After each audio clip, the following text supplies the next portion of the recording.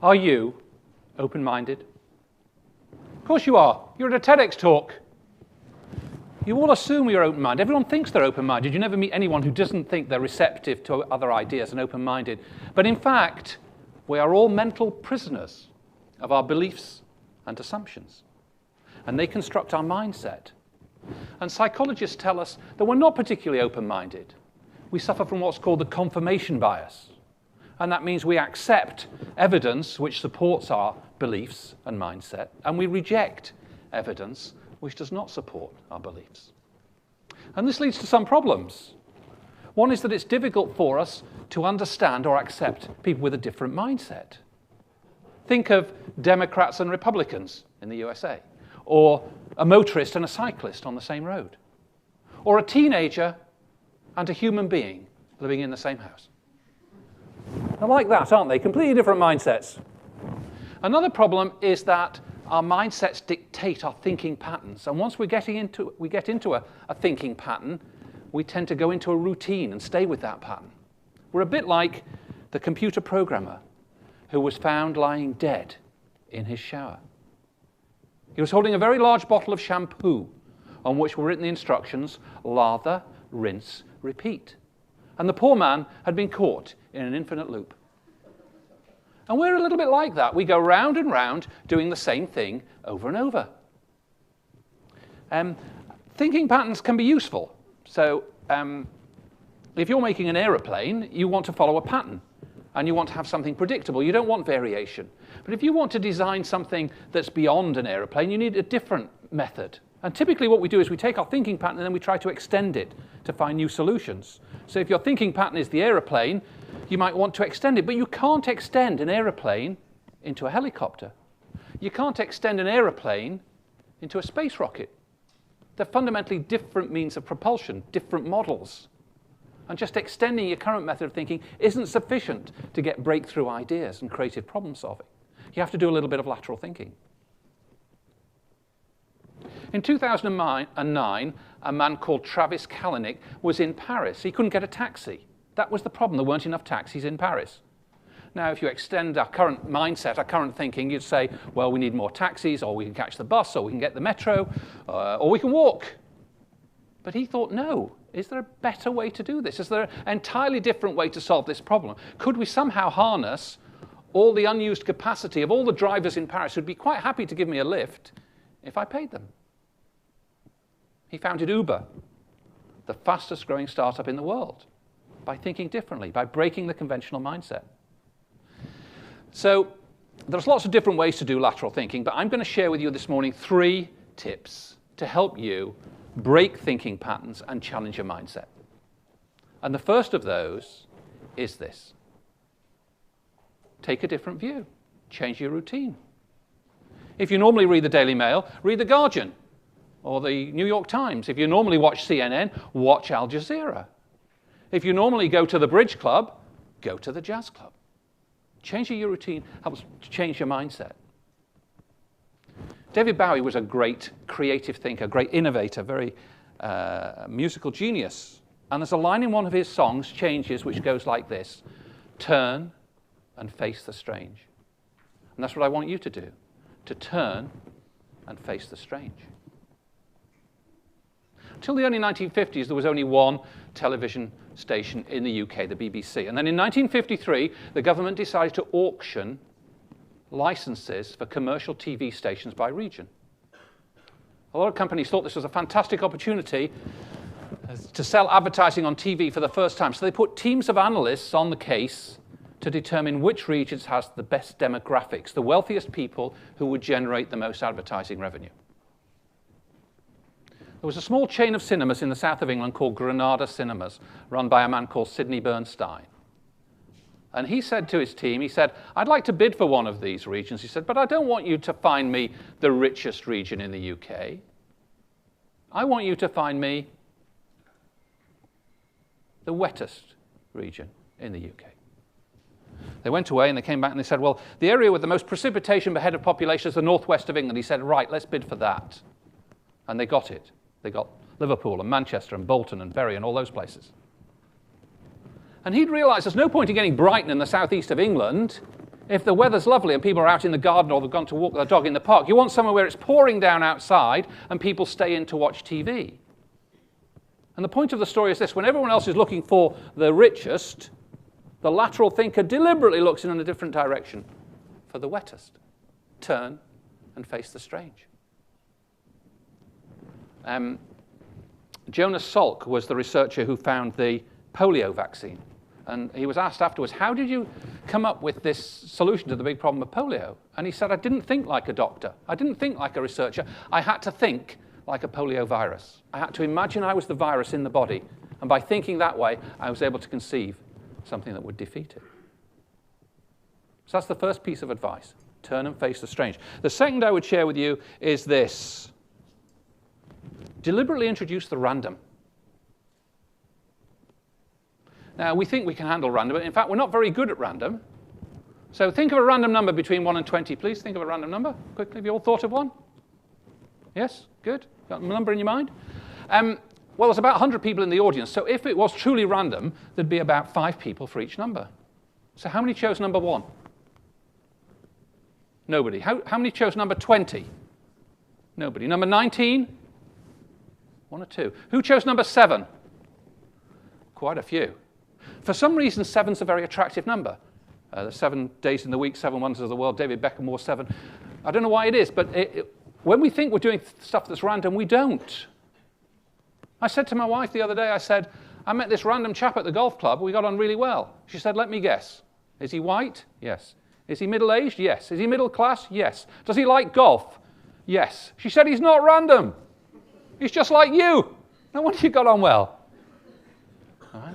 So we've got to find different ways of meeting random people or doing random things. Hans Christian Andersen was a great Danish writer. He wrote fantastic fairy stories.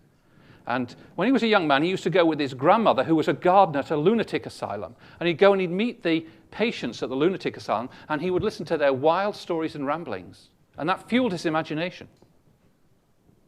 And from that, we got The Princess and the Pea, Thumbelina, The Little Mermaid, The Snow Queen.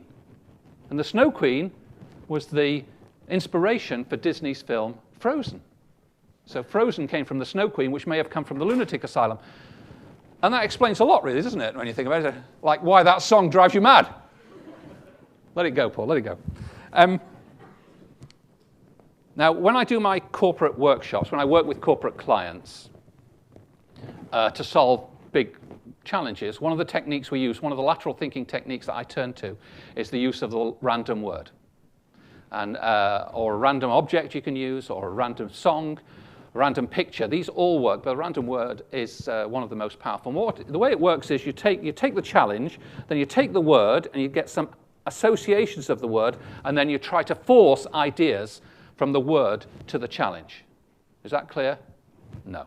So what I'm going to do now is I'm going to try and demonstrate this to you. This is where it could all go horribly wrong. This is the riskiest part of the whole morning, but I'm going to take a dictionary, and a small dictionary is better. The big dictionary's got a lot of obscure words, and you open it at random, and the first noun, you look for a noun, and the noun is peal.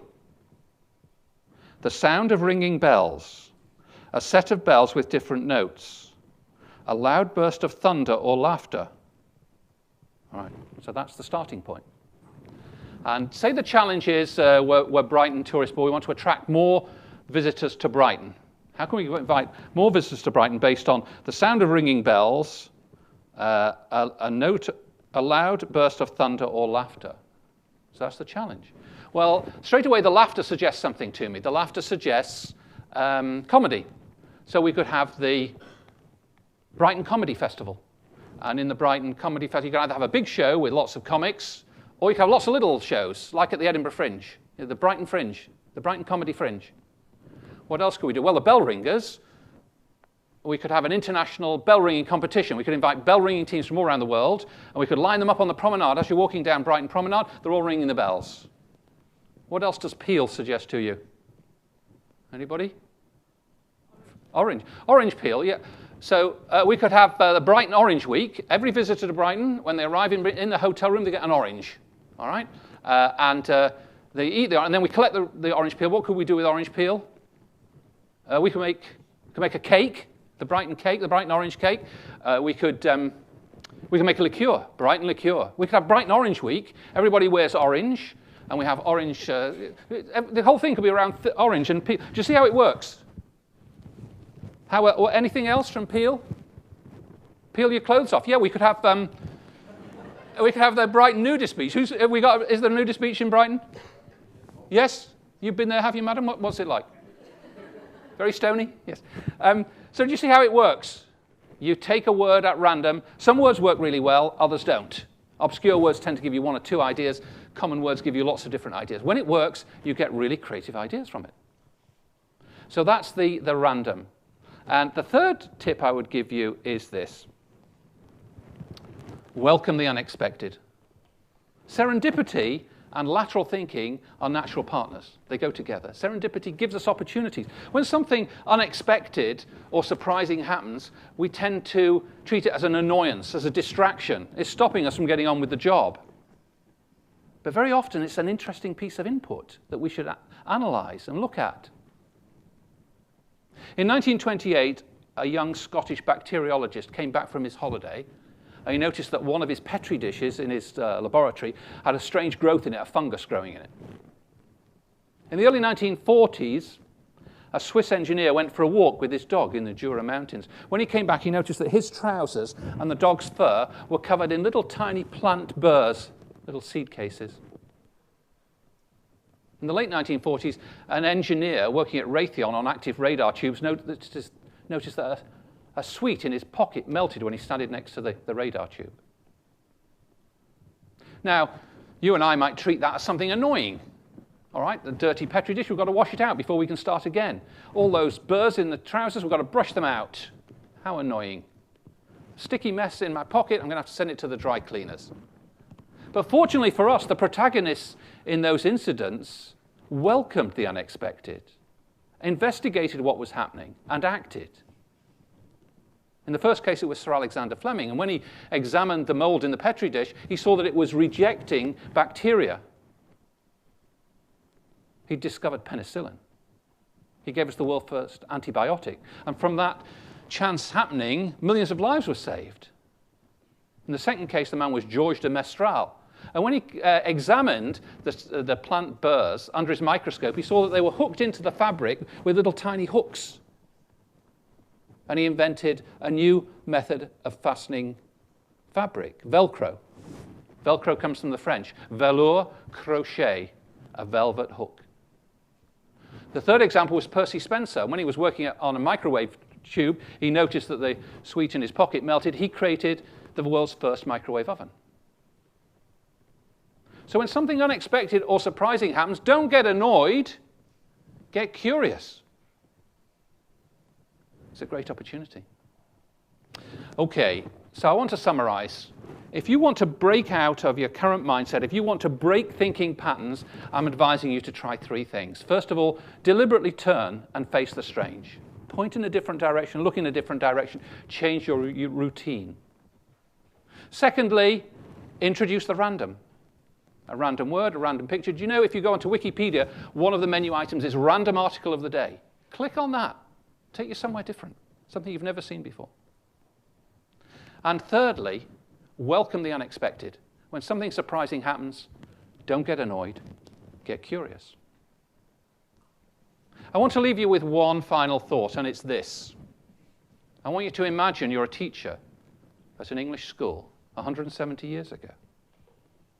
You're taking the boys for a game of football when all of a sudden one of the boys picks up the ball and starts to run with it. Something surprising, something unexpected. What would you do? I think 99 people out of 100 would say, Webb Ellis, that's the boy's name. You know the rules, that's a foul. You've got to put the ball down and kick it. But that teacher took that idea, discussed it with the other teachers, and gave back to the world a game named after that school. Rugby. And out of rugby, we've got American football and Australian rules football. The World Rugby Cup is called the William Webb Ellis Trophy in honor of the boy who first picked up a ball. But what would you have done? Would you have welcomed the unexpected or rejected it? because I think that is a good test of whether you really are open-minded. Thank you.